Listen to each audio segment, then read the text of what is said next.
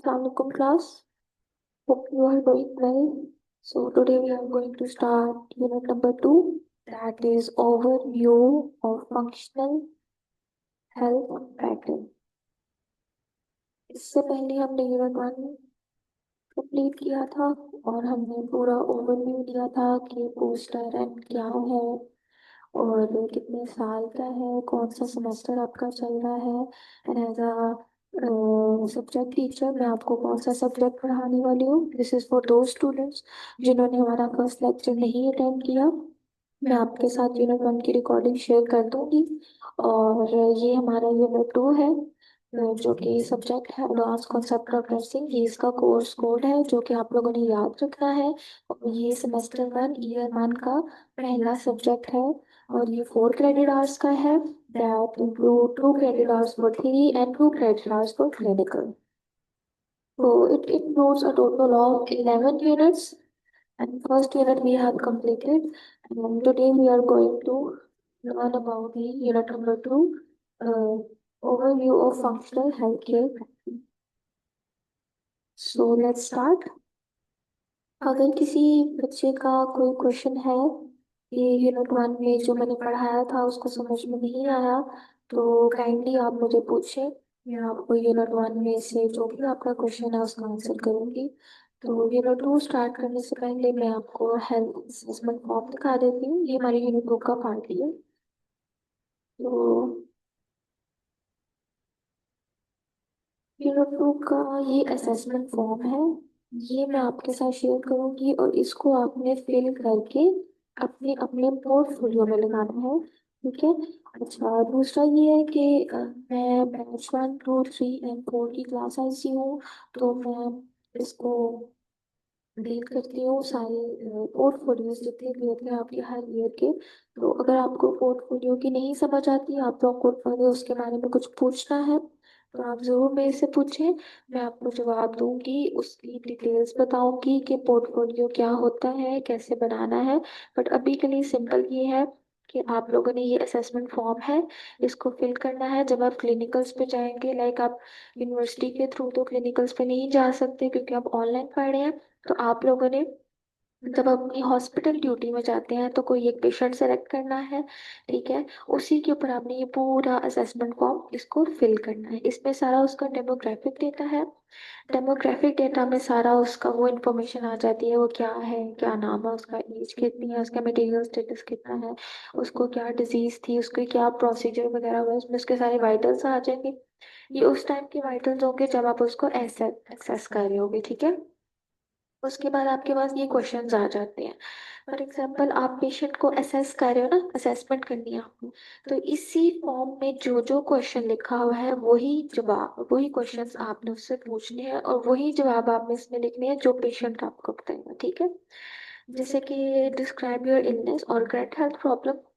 ठीक है। तो इसमें आपने उनसे ये पूछना है कि ये सारी प्रॉब्लम्स क्या क्या है, जो जो भी इसमें क्वेश्चंस लिखे हैं। ठीक है। इसमें आपने उसका फैमिली का हिस्ट्री लाइक जीनोग्राम बनाना। ठीक है।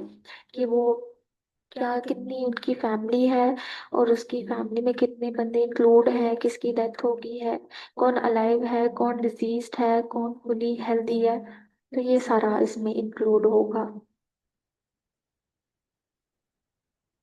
Next, we have elimination pattern, self-respiration, self-concept.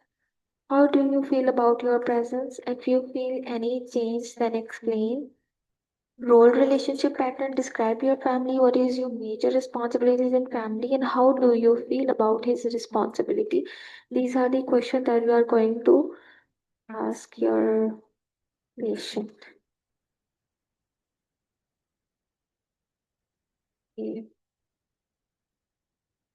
This assessment form include 11 healthcare patterns, 11 functional health patterns.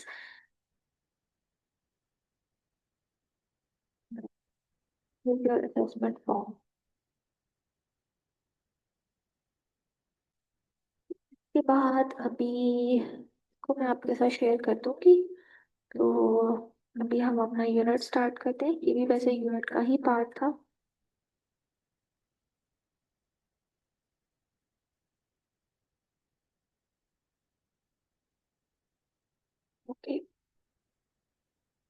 ये जो है ना यूनिट टू है फंक्शनल हेल्थ पैटर्न है, ठीक है।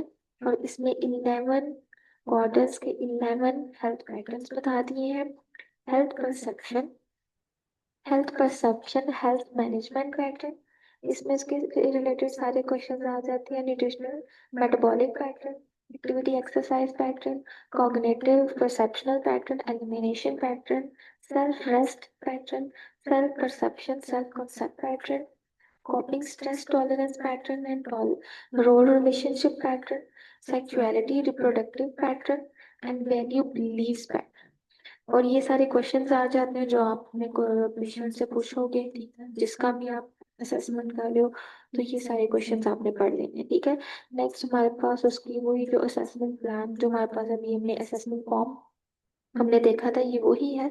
कॉम्प्रिहेंसिवली आप एक पेशेंट के ऊपर क्या असेसमेंट करोगे, तो ये सारी चीजें वो इंक्लूड हो जाती है। ये आपको फिंगर टिप्स पे याद होनी चाहिए, आपके वाइवा में पूछा जा सकता है कि गॉर्डन्स के जो 11 हेल्थ के पैटर्न्स हैं वो कितने होते हैं, उनके नाम क्या है, उनकी क्या स्पेसिफिकेशन है, उसमें क्या क्या चीजें हम पूछ सकते हैं। तो ये सारी चीजें इंक्लूड है इसमें। हम ये चीजें पूछते हैं और एक पर्सन की जब हम असेसमेंट करते हैं तो ये सब चीजें उसमें इंक्लूड होती है।